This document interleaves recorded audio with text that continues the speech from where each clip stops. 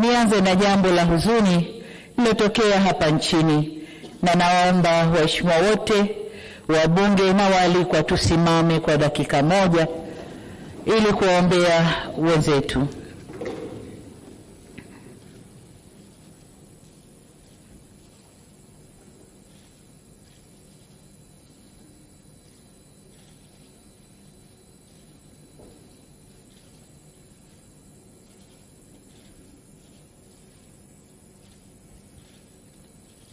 Waheshimiwa, tukae, tumwombe Mwenyezi Mungu aziweke roho za waliopoteza maisha kwenye vurugu zilizotokea tarehe 29 siku ya uchaguzi hapa nchini kwetu.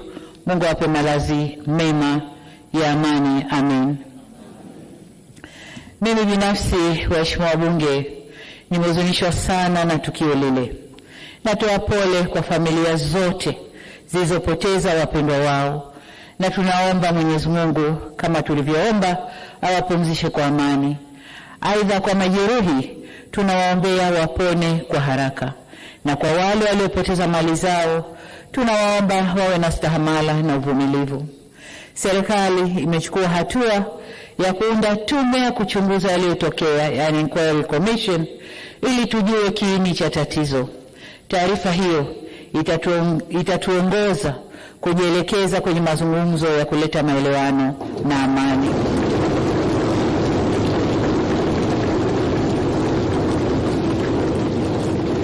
Mheshimiwa Spika, baada ya kueleza sononeko hilo, nijielekeze sasa kukupongeza wewe Mheshimiwa Musa Azzan Zungu kwa kuchaguliwa kuwa mbunge wa jimbo la Ilala na kupata imani ya waheshimiwa wabunge waliokuchagua kuwa spika wa bunge hili la 13.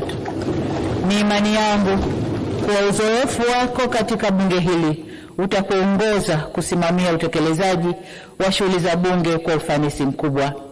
Aidha, nitumie fursa hii kumshukuru kwa dhati Spika mstaafu Mheshimiwa Dr. Tulia Ackson kwa kuliongoza vyema bunge la 12. Serikali inaahidi kutoa ushirikiano wa kutosha katika utekelezaji wa majukumu ya bunge hili la 13. Kwa kauli hiyo hiyo, nimpongeze pia Mheshimiwa Daniel Baram Silo kwa kuchaguliwa kuwa naibu spika wa bunge hili. Aidha, nirejee pongezi zangu kwa Mheshimiwa Dr. Mwigulu Nchemba, Waziri Mkuu wa Jamhuri ya Muungano wa Tanzania, ambaye ameapishwa leo asubuhi. Niwapongeze pia waheshimiwa wabunge wote kwa kuaminiwa na Watanzania kuwawakilisha katika kazi ya adhimu ya kutunga sheria, kuishauri na kuisimamia serikali kupitia bunge hili la 13. Hongereni sana. Waheshimiwa wabunge, hii ni dhamana na dhima kubwa sana mliopewa na wananchi, na vivyo hivyo matarajio ya wananchi kwenu ni makubwa pia.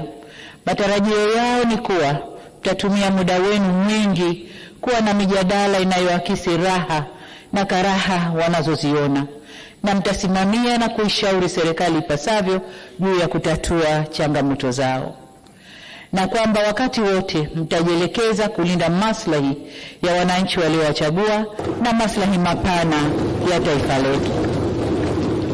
Mheshimiwa Spika, kwa vigezo vyovyote vile, bunge hili ni jipya.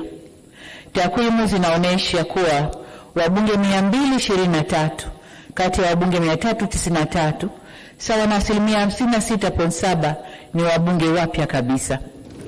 Aidha, 45% ya wabunge wote ni wanawake. Wabunge wanawake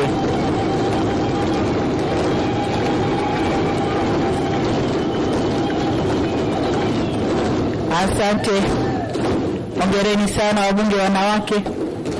Mheshimiwa Spika, tunasogelea 50%. Tuko 40 point. Wabunge wanawake waliogombea majimboni safari hii ni 36, ikilinganishwa na wabunge 21 katika bunge lililopita. Takwimu hizi zinatueleza kuwa uchaguzi mkuu umeleta mabadiliko makubwa kwa kuongezeka kwa idadi ya wabunge wanawake walioshinda kupitia majimbo na kuongeza idadi ya wabunge wanawake wa viti maalum. Mheshimiwa Spika, uchaguzi mkuu wa kuchagua rais wa Jamhuri ya Muungano wa Tanzania, rais wa Zanzibar na mwenyekiti wa Baraza la Mapinduzi, wabunge, wajumbe wa Baraza la Wawakilishi na madiwani ulifanyika tarehe 29 Oktoba mwaka huu nchini kote. Watanzania kwa mamilioni walijitokeza kupiga kura na kuchagua viongozi waliowataka. Kazi iliyo mbele yetu sasa ni kujenga mshikamano na umoja wa kitaifa ili sote kwa pamoja tuijenge, tuitunze na tuilinde nchi yetu na kuzidi kunyanyua hadhi ya taifa letu. Nitumie nafasi hii kuwashukuru tena wananchi wa Tanzania kwa kujitokeza na kushiriki vyema kwenye hatua zote, kuanzia kujiandikisha katika daftari la kudumu la kupiga kura, kuhakiki daftari na kupiga kura. Kwa mara nyingine tena, wananchi wamethibitisha kuwa kushiriki uchaguzi ndio njia ya uhakika na ya salama ya kubadilisha viongozi wasioridhika nao au wasioridhika na huduma zao. Njia nyingine zozote hazina kheri wala salama ndani yake. Niendelee kuipongeza Tume Huru ya Taifa ya Uchaguzi kwa kuendesha vyema uchaguzi huu, mchaguzi mkuu wa kwanza tangu kuundwa upya kwa tume hiyo. Safari hii wakurugenzi wa halmashauri hawakusimamia uchaguzi, wala hakuna mgombea aliyepita bila kupingwa. Sisi tuliogombea na vyama vyetu hatukukosa viwanja vya kufanyia mikutano yetu. Kwa ujumla, kampeni zilikwenda vyema. Aidha, utaratibu uliofanyika wa kuongeza vituo vya kupigia kura ulisaidia sana kuondoa msongamano katika vituo hivyo. Kwa hakika upigaji wa kura ulirahisishwa sana na haukuchukua muda mwingi wa wananchi kama ilivyozoeleka. Jambo hili limewafanya baadhi ya waangalizi wa uchaguzi kudhani kwamba wananchi hawakujitokeza kupiga kura.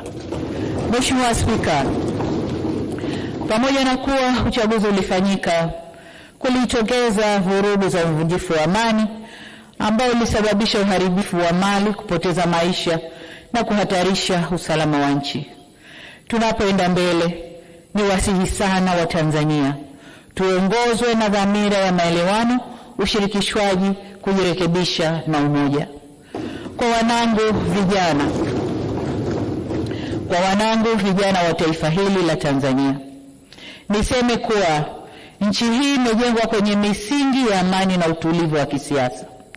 Sisi wazazi wenu tungeshawishika kufanya mlioyafanya wakati huu, nchi hii isingekuwa na neema na maendeleo mnayoyaona leo.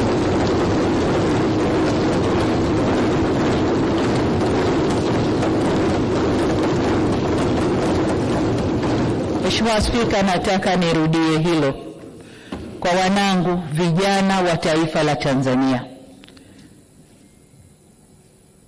Sisi wazazi wenu, kama tungeyafanya mlioyafanya nyinyi, nchi hii isingekuwa na neema na maendeleo mnayoyaona leo.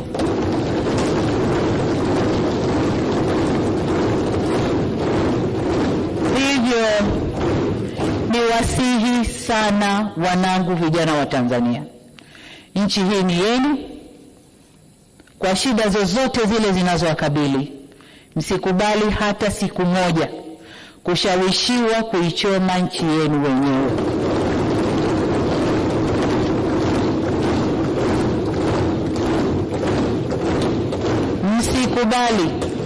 Msikubali kukata tawi la mti ambao mmeukalia.